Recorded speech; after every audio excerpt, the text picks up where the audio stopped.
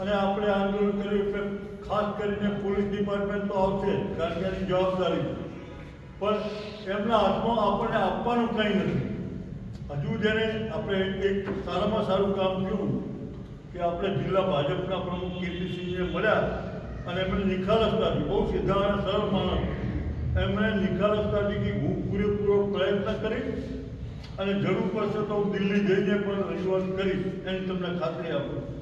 અને એમનું કહેવું એમ થયું કે આ થઈ જ જશે એવી ખાતરી હું મારી પોતાની ચૂંટણીમાં નથી આપી શકું નહીં, કારણ કે મારા હાથની સત્તાની વાત નથી, પણ પક્ષ તરીકે હું તમને પૂરેપૂરો મદદરૂપ રહીશ. એટલે આ 2 દિવસની અંદર આપણે ખાસ સજાગ રહેવાનું છે.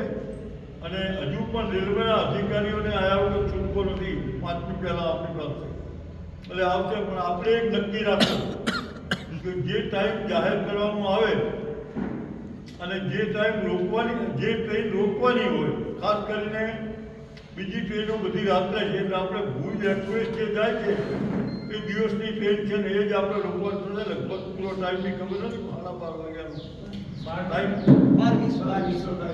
12:20નો ટાઈમ છે ને આપણે મોડામાં મોડા 11 વાગે ત્યાં પહોંચી જવું પડે.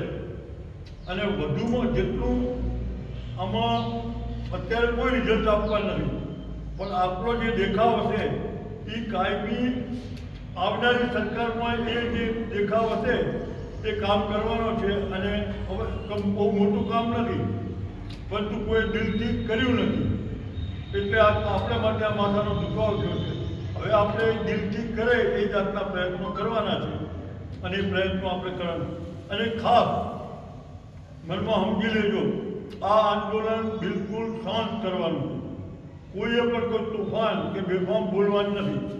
તે જે 2, 5, 10 જણ એમને મરવા જવું પડે જાય, પછી આપણે એ લોકો આવી કેમ એ પ્રમાણે આપણે વર્તન કરવાનું. એમનું કોઈ પણ માણસ આડું ન થાય અને કોઈ પણ જગ્યાએ પોતાની જગ્યાથી હટે એની ખાસ ખાતરી રાખવી પડશે.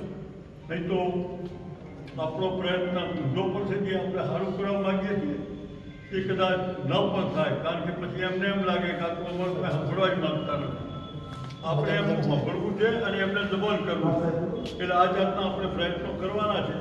અને ગામમાં વધુમાં વધુ પ્રચાર કરવા છે. પરમ દિવસે 11 વાગે આપણે રેલવે સ્ટેશને વધુમાં વધુ સંખ્યામાં, ઓછામાં ઓછા બીજા બધા તો 5-10 મિનિટ, પણ 2000 માણસ તો ઓછામાં ઓછું હોવું જોઈએ. નહીંતર પછી આપણી પાસે બધું કર્યું ફોગટ જશે. એટલે ખાસ ખાતરી રાખવાની. ધન્યવાદ તો એમને આપો કે જે મુંબઈ સુરતથી અહીં કરીને આ જ કામ માટે આવ્યા છે. તો આપણે ગામમાંથી આવતા આપણને આટલા ઝટકા વાગે એટલે ખરેખર પૂરેપૂરું આપવું જોઈએ. અને સત્તાધારી પાર્ટીના જે આગેવાનો અત્યારે વધારે જ એમને કહીએ છીએ કે આ કામ કોઈ પક્ષનું નથી. આપણે બધા ગામના માણસ તરીકે આ આંદોલનની અંદર બધા સાથે રહી અને ગામનું એક સળગતો પ્રશ્ન છે એનો નિકાલ લાવવાનો છે. તો આપણા ગામમાં હિંમત આવશે અને ગામ પણ તમને ધન્યવાદ આપશે કે આ કામમાં આપણે સૌએ સહકાર આપો અને આ સફળતા આપણે મળી. આભાર.